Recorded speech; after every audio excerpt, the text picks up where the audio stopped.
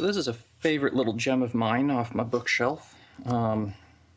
Maintenance and Care of Hand Tools, a War Department Technical Manual, pre-Department of Defense. So April 1945, this was a printing during the war,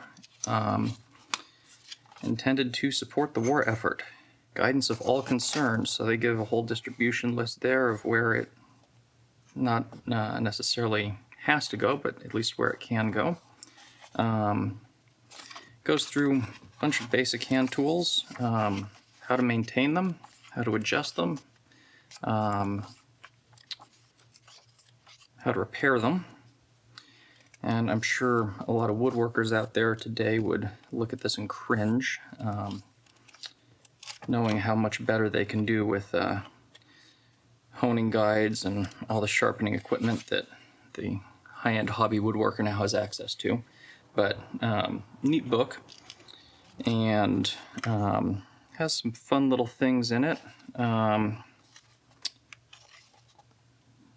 Tells you also not only how to sharpen tools, but how to avoid common misuses of the tools.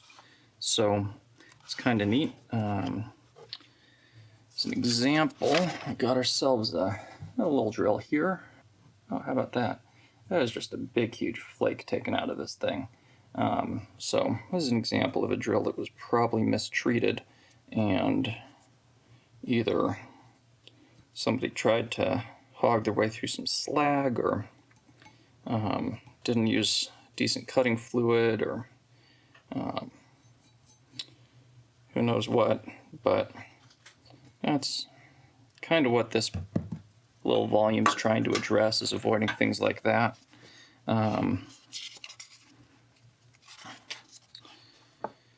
So goes through lubrication and how you support stuff so that you don't bind up the drills. It's also got some neat little tips about some other tools. One of my favorite tips in this book, let's see, here we go, is how not to use a micrometer. Do not use a micrometer as a hammer. Don't abuse the machinist tools.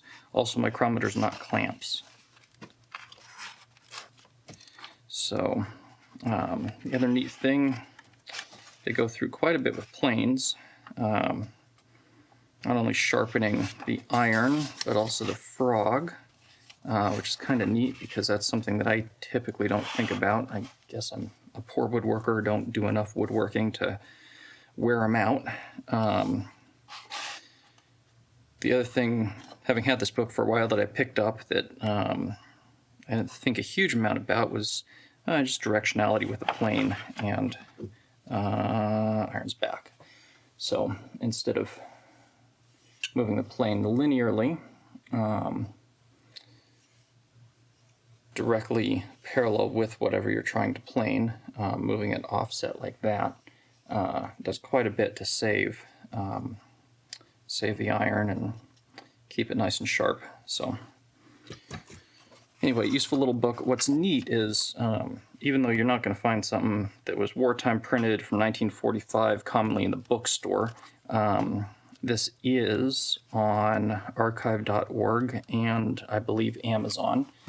Down below, I will put some kind of link into the archive.org site so that you can download and enjoy this one yourself.